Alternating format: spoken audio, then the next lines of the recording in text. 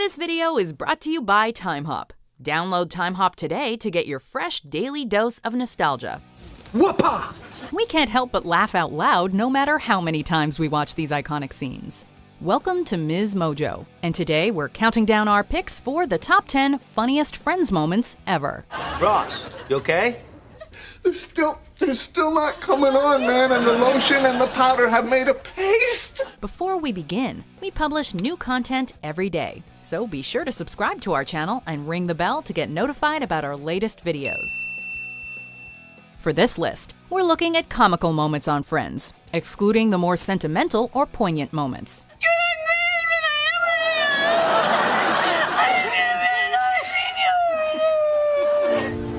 Number 10. The Blackout.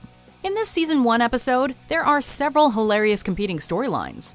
First, Chandler is stuck in an ATM vestibule with Victoria's Secret model Jill Goodacre and embarrasses himself in a variety of ways. This is not my gum. Oh my god. Oh my god. And now you're choking. Are you alright? Meanwhile, Ross is trying to find a moment to tell Rachel how he feels about her, and right as he's about to finally say it, a cat jumps on him from the balcony, and the scene that ensues is pure comedy gold.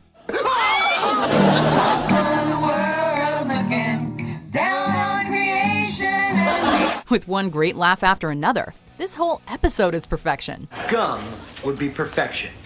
Could have said gum would be nice. Could have said I'll have a stick, but no. For me, gum is perfection. Number 9. They don't know that we know that they know. They thought that they could mess with us? They're trying to mess with us? They don't know that we know they know we know. When Monica and Chandler begin a secret romantic relationship, the other friends learn one by one what's been going on behind closed doors.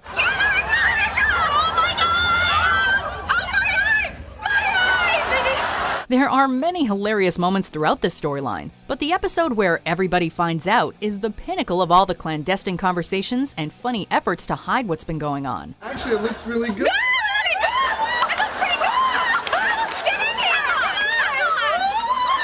Rachel, Phoebe, and Joey decide to mess with the happy couple by forcing their hands to admit they've been dating. The final showdown between Chandler and Phoebe will go down in history as a classic sitcom scene. Well, I guess there's nothing left for us to do but kiss. Here it comes. Number 8. The Holiday Armadillo. I'm part Jewish. You are? Me too. Because armadillos also wandered in the desert? You want to wander in the hall? It seems like all of the most ridiculous situations happen to Ross. One holiday season, wanting to impart some of his family's Jewish heritage to Ben, Ross decides to share the story of Hanukkah with his son. Wow, thanks. You're welcome, Ben. Merry Christmas. Ooh. And Happy Hanukkah! Ben isn't showing much enthusiasm for his religious roots, so Ross tries to rent a Santa costume to impress him instead. Unfortunately, it's way too close to Christmas for Santa outfits to be available, so he ends up with the next best thing. I'm the Holiday Armadillo! I'm a friend of Santa. The hilarity only piles on as Chandler dresses as Santa and Joey arrives as Superman, for some reason. My favorite part was when Superman flew all the Jews out of Egypt. Number 7. Monica teaching Chandler the erogenous zones. A 3-2. 2. A 2-4-6. 2-4-6. 4. Before Monica and Chandler get together as a couple, she offers him some friendly advice that will hopefully come in handy later in their relationship. Chandler is worried because he hasn't slept with his new girlfriend Kathy, and has some nerves because of the fact that she dated Joey before him. And you're afraid you won't be able to fill his shoes. No, I'm afraid I won't be able to make love as well as him. Monica, ever the good friend, decides to draw him a diagram to ensure that their first time together is a memorable one. She ends up getting absorbed in her lesson on sensuality and gives an enthusiastic performance that is side-splittingly funny. 7. 7. 7. 7. 7. 7. 7.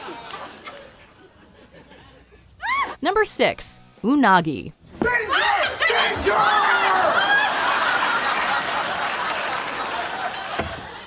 What the hell was that? A lesson in the importance of unagi. When Rachel and Phoebe start taking self-defense classes together, Ross insists that what they're learning isn't enough to truly combat assailants. He tells them that in his expert opinion, the only thing that really works in terms of self-defense is to practice unagi, or a state of total awareness. You knew that was coming, but that doesn't mean you have unagi. Ooh, you know what? If we made reservations, we could have unagi in about a half hour. The three end up continually trying to outwit each other throughout the episode. But the girls get the last laugh when Ross practices his attack on what turns out to be two unsuspecting strangers who bear a resemblance to his friends. We should help them. I don't think they need any help.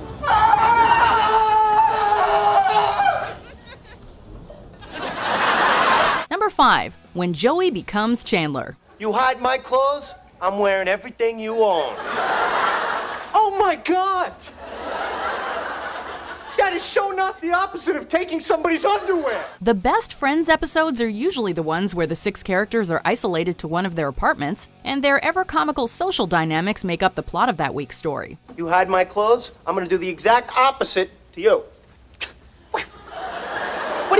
What are you gonna show me my clothes? In the one where no one's ready, Chandler and Joey are in an immature battle over who gets to sit in a favorite chair, which escalates to the point where Joey has put on all of Chandler's clothes and is doing impressions of him while lounging around the apartment. Could this episode be any funnier? Look at me, I'm Chandler. Could I be wearing any more clothes? Maybe if I wasn't going commando. Number 4. Rachel's Thanksgiving Trifle. First, there's a layer of ladyfingers, then a layer of jam, then custard, which I made from scratch. Then raspberries, more ladyfingers, then beef sauteed with peas and onions, then a little bit more custard. Rachel is known among the friends for her spoiled upbringing and lack of street smarts. This, of course, means that she's far from being a competent cook, but at her insistence, Monica lets her tackle the ever-important Thanksgiving dessert. 2 pages of the cookbook become stuck together, so what Rachel ends up creating is half trifle and half shepherd's pie. It tastes like feet. I like it. Not wanting to make her feel bad for her mistake, the rest of the gang does their best to hide the fact that the dish is a total atrocity.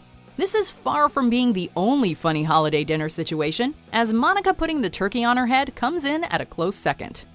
Number 3. Joey on Pyramid. I'm writing in my diary. No, more like a notebook. Damn it! Okay. If I'm building a house, the plan isn't called a schmoo-print. Can't do that either? The entirety of the episode entitled The One Where the Stripper Cries is proof that even in its final season, Friends was still killing it in the comedy game. Joey is appearing as a celebrity contestant on the classic game show Pyramid, and despite his partner giving clear and obvious clues, he cannot manage to win a single round. You put this on a sandwich. Salami, anchovies, jam. It's white. Paper, snow, a ghost. It's made from eggs. Chickens. At the same time, Monica and Rachel are throwing Phoebe a bachelorette party, but they've got the wrong idea about the type of event she was hoping for.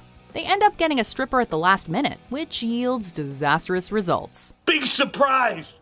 The hunk of beef has feelings. Number 2. Pivot. I just don't think it's gonna fit. Oh yeah, Will, come on, up. Yes. Oh. Here we go. Pivot. After Ross's rough patch caused by his separation from Emily and being let go from his job, he is finally getting back on his feet and moving into a new place.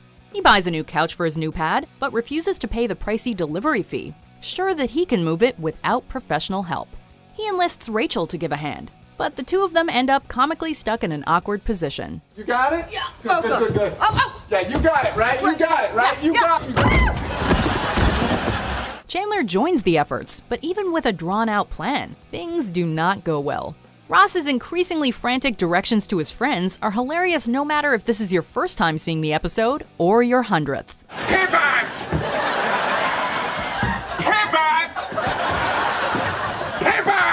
Shut up! Before we unveil our number 1 pick, here are some honorable mentions. And then he ran his hand up my leg, and then there was definite... What? Cupping. That's how they do pits. Hello, Mrs. Ross. Well, hello, Mr. Rachel. Oh my God. Congratulations, Ross, because Chandler, you've been bamboozled. This is the best game ever. Number 1. The game or the apartment swap. Name that grandmother. Nana? She has a real name. Althea. Althea, what are you doing? I took a shot. You're shooting with Althea? Althea is correct. Nice shooting. There is no episode more quintessentially Friends than the one with the embryos, where Rachel and Monica enter into a wager with Joey and Chandler that ends up costing them their apartment. I can get this. I can get this. Oh, It starts with a simple bet, but things escalate quickly when the stakes are raised and tensions run high. It's hard to pick a single standout moment from this storyline, because each line is funnier than the last. Joey had an imaginary childhood friend. His name was... Maurice. Correct. His profession was... Oh, Space Cowboy. Correct. Since the game involves trivia about the friends' pasts, fans get to learn some quirky facts about their character backstories that get funnier and funnier as the game progresses. Now, what was Monica's nickname when she was a field hockey goalie? Big fat goalie. Correct. This video is brought to you by TimeHop. Download TimeHop today to get your fresh daily dose of nostalgia.